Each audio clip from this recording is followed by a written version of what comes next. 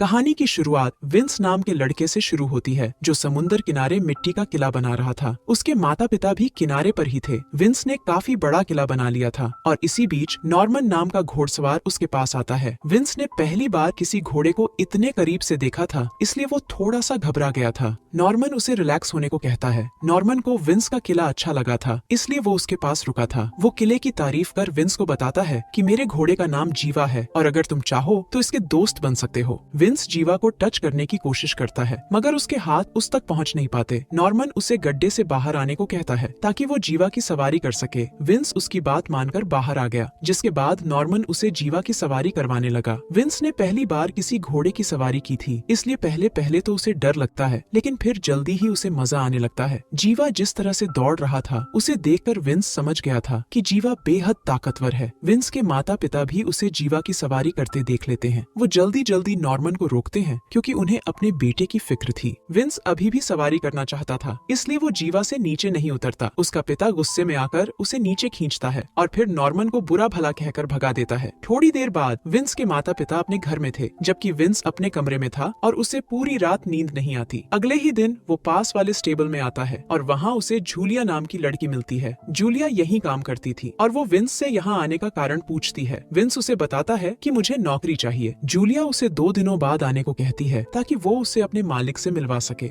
2 दिनों बाद विंस उसी घर तक पहुंच गया। यहाँ जूलिया ने उसे बुलाया था। वो घर में आकर उसे देखने ही लगा था कि इसी बीच बहुत सारे घोड़सवार घर के बाहर आ जाते हैं। जूलिया भी इन्हीं घोड़सवारों में थी और उसने विंस को देख लिया था। वो जल्दी जल्दी उसे घोड़ों के मालिक के पास ले आती है। मालिक का नाम मिस्टर विल था। वो घोड़े किराए पर देता था और लोग उसके घोड़ों की सवारी करते थे। विंस विल से नौकरी मांगता है, जिसके बाद विल उसे स्टेबल की साफ सफाई का काम दे देता है। ये स्टेबल विल के घर के पीछे ही बना हुआ था। जल्दी ही जूलिया विंस को स्टेबल में लाती है। जूलिया दिखने में बेहद खूबसूरत थी। वो विंस को घोड़ों की साफ सफाई सिखाने लगी। वो उसे बताती है कि जब घोड़े का डंडा गर्म हो तो उसके पास नहीं जाना चाहिए। इसके बाद वो विंस को ट्राई करने को कहती है और फिर वहाँ से चली जाती है। विंस का ध्यान सफाई पर कम, घोड़े के डंडे पर ज्यादा था। सफाई के बाद वो पूरी जगह को देखने लगा और उसे पूरी जगह अच्छी लगती है। वो यहाँ नॉर्मन के जीवा को ढूंढता है, लेकिन वो उसे कहीं नहीं मिलता। जीवा नॉर्मन का पर्सनल घोड़ा था, इसीलिए वो यहाँ नहीं था। इस जगह पर एक से बढ़कर एक घोड़े थे, सभी बेहद खूबसूरत थे, जिस कारण विंस के दिमाग से नॉर्मन का जीवा निकल जाता है। रात को जब विंस के माता पिता सो गए तो वो चुपके से स्टेबल में आता है। विंस को घोड़ों के बीच रहना अच्छा लगने लगा था, इसीलिए वो यहाँ आया था। यहाँ आकर वो मेसन नाम के घोड़े को तैयार करता है और फिर उसे अपने साथ ले जाता है। किसी को नहीं पता था कि विंस यहाँ है और वो मेसन के साथ क्या करने वाला है। विंस उसे स्टेबल से दूर ले जाना चाहता था ताकि कोई उसे देख ना ले। वो पहले उसके साथ काफी घूमता फिरता है और फिर उसे एक वीरान सी जगह पर ले आता है। यहाँ आते ही वो जल्दी जल्दी अपने कपड़े उतारता है और फिर मेसन को गर्म करने लग जाता है। विंस ये सब इसलिए कर रहा था क्योंकि वो मेसन का दम देखना चाहता था। वो उसके डंडे को अपने डंडे से कंपेयर करना चाहता था। विंस बचपन से ही सिरफिरा था, इसलिए उसके माता पिता उसकी फिक्र करते थे। विंस की काफी कोशिशों के बाद भी जब मेसन गर्म नहीं होता तो वो गुस्से में आकर उसकी सवारी करने लगता है। अगली सुबह जूलिया और विंस साफ सफाई कर रहे थे। पूरा दिन काम करने के बाद जूलिया उससे कहती है कि हमें आज मूवी देखने जाना चाहिए। विंस को मूवीज देखना ज्यादा पसंद नहीं था। जूलिया उसे बताती है कि हमारे शहर के थिएटर में पहली बार ऐसी मूवी लगी है जिसे सिर्फ बड़े ही देख सकते हैं। उसकी ये बात सुनकर विंस जाने के लिए तैयार हो गया। रात को दोनों थिएटर में आकर मूवी देखने लगे। हालांकि थिएटर में ज्यादा भीड़ नहीं थी, लेकिन फिर भी दोनों मजे से मूवी देख रहे थे। इसी बीच विंस का पिता रेवन भी थिएटर में आ जाता है और वो विंस को देख लेता है। विंस खुद को छुपाने की कोशिश तो करता है, लेकिन फिर भी रेवन उसे पकड़ ही लेता है। रेवन को किसी ने बता दिया था कि विंस कहाँ है और कैसी मूवी देख रहा है। रेवन विंस को बाहर ले आया था और विंस के पीछे पीछे जूलिया भी बाहर आ गई थी। रेवन को पता था कि उसका बेटा बचपन से ही सिरफिरा है। उसे डर था कि कहीं गंदी मूवी देखकर वो ज्यादा सिरफिरा ना बन जाए, इसीलिए वो उसे रोकने थिएटर में आया था। तीनों बस का इंतजार कर रहे थे ताकि अपने अपने घर जा सकें। रेवन दोनों को समझाता है कि तुम्हें ऐसी मूवीज नहीं देखनी चाहिए। जूलिया उसे यकीन दिलाती है कि वो दोबारा ऐसी गलती नहीं करेंगे। इसी बीच बस भी आ जाती है। रेवन जब विंस को चलने के लिए कहता है तो वो उससे कहता है कि मैं जूलिया को अकेली नहीं छोड़ सकता। विंस की बात सुनकर रेवन खुश हो गया क्योंकि उसके बेटे ने पहली बार कोई समझदारी की बात की थी। वो उसे वहीं छोड़कर बस में बैठ गया, लेकिन फिर भी अंदर से घबरा रहा था कि कहीं विंस कुछ गलत न कर डाले। वो ना चाहते हुए भी दोनों को वहीं छोड़कर चला जाता है। थोड़ी देर बाद दोनों स्टेबल की तरफ बढ़ रहे थे। जूलिया अपने मालिक विल के घर में ही रहती थी और विंस उसे वहीं छोड़ने जा रहा था। जल्दी ही दोनों स्टेबल में पहुंच जाते हैं। यहाँ आकर जूलिया तो नॉर्मल थी, लेकिन विंस को यहाँ आते ही कुछ कुछ होने लगा लगा। जूलिया तो ऊपरी बेसमेंट पर पहुंच गई थी और विंस भी उसके पास आ जाता है। जूलिया उसके साथ मिलकर पानी निकालना चाहती थी क्योंकि गंदी मूवी देखकर वो गर्म हो चुकी थी। विंस का ध्यान उसमें कम बल्कि घोड़ों पर ज्यादा था। जूलिया उसे अपने पास बुलाती है और जब विंस उसके पास जाता है तो जूलिया उसे किस करने लगती है। इसी बीच विंस घोड़ों की आवाज सुनकर फिर से उन्हें देखने लगता है। जूलिया को ये सब अजीब लग रहा था क्योंकि विंस उसकी तरफ ध्यान नहीं दे रहा था। वो विंस को कपड़े उतारने को कहती है। इसके बाद वो पहले खुद के कपड़े उतारती है और फिर उसे देखकर विंस भी अपने कपड़े उतार देता है। अब दोनों एक दूसरे को गर्म करने लगते हैं, मगर काफी कोशिशों के बाद भी विंस का डंडा खड़ा नहीं होता।